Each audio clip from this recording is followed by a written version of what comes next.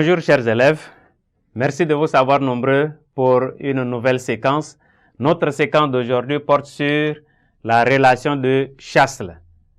À présent, je vous invite à apprêter vos cahiers et vos stylos pour prendre bonne note. À la fin de notre séquence, chacune et chacun de vous doit être capable d'utiliser la relation de Chasles dans le calcul d'angle. Nous commençons avec un théorème. Marquons théorème.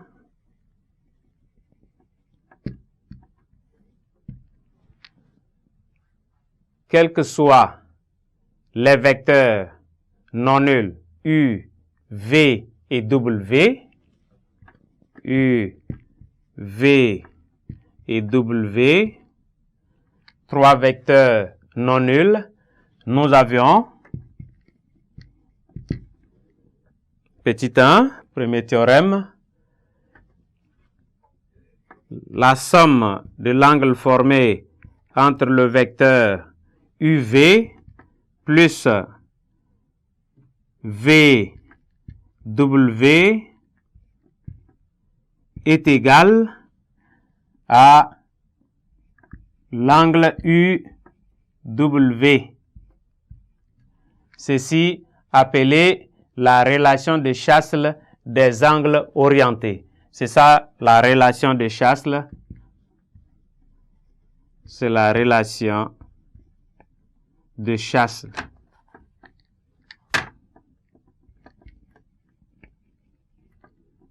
C'est la relation de Chasles dans les angles. Et deuxième théorème, nous avions l'angle formé entre le vecteur UV est égal à moins l'angle formé entre le vecteur VU. Troisième théorème, nous avions moins l'angle UV, moins l'angle UV est égal à moins UV qui est égal à moins, plutôt égal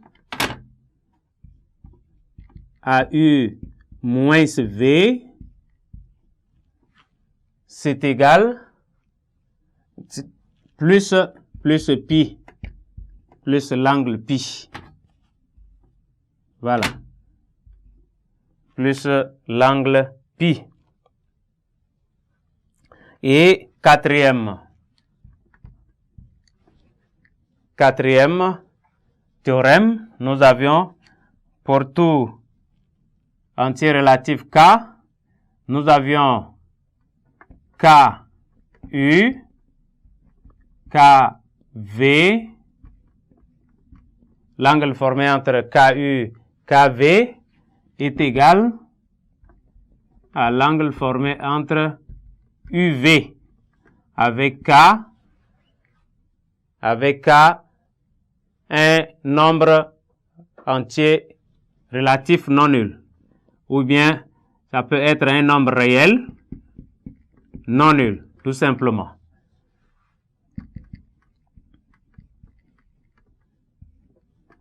Le troisième exemple, qui nous dit A, B, C forment un triangle équilatéral tel que la mesure de l'angle AB, AC,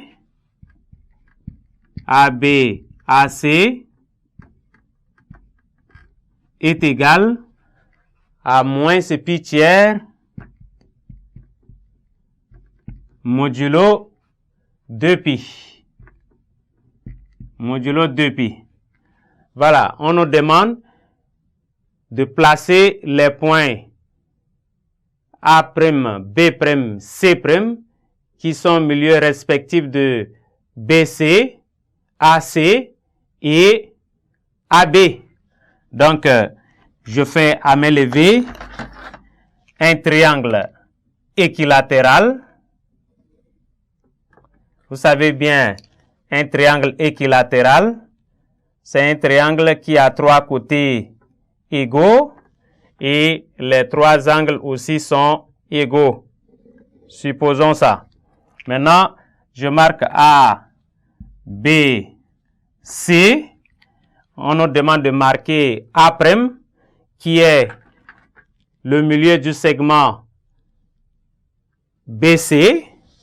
A' est le milieu du segment BC. Voilà. Ça, c'est A'.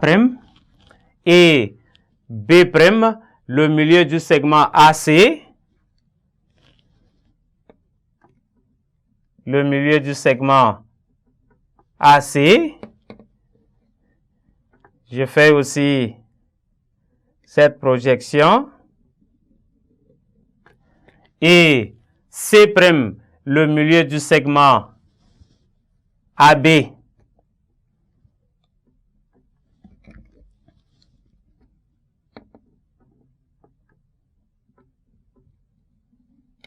Voilà.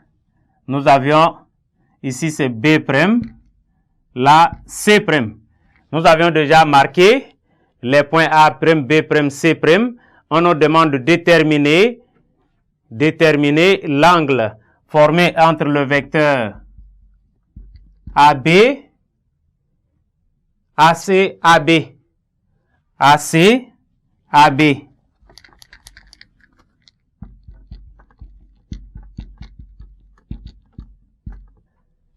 Si nous voyons bien par rapport à notre relation ci, ce qui nous donne, ici ça fera moins AB, AC.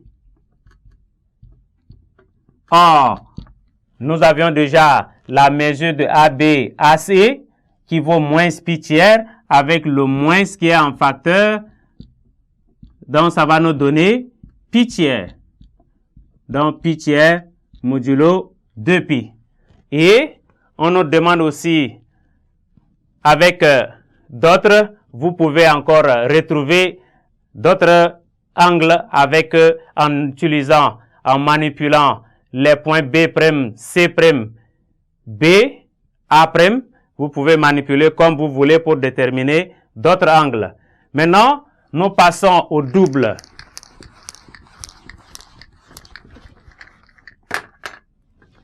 Nous parlons de double d'un angle orienté. Le double d'un angle orienté. Le double d'un angle orienté. En définition,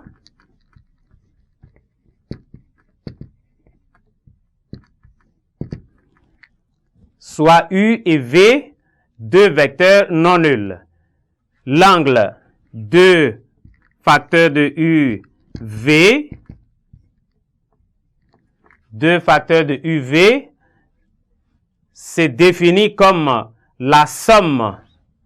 C'est défini comme la somme de U, V, U, V.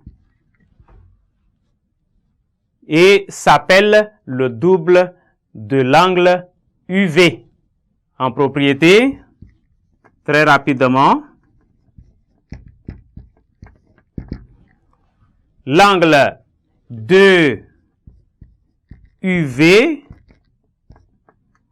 l'angle 2UV ne change pas si l'on remplace U et V par des vecteurs qui leur sont respectivement collinéaires.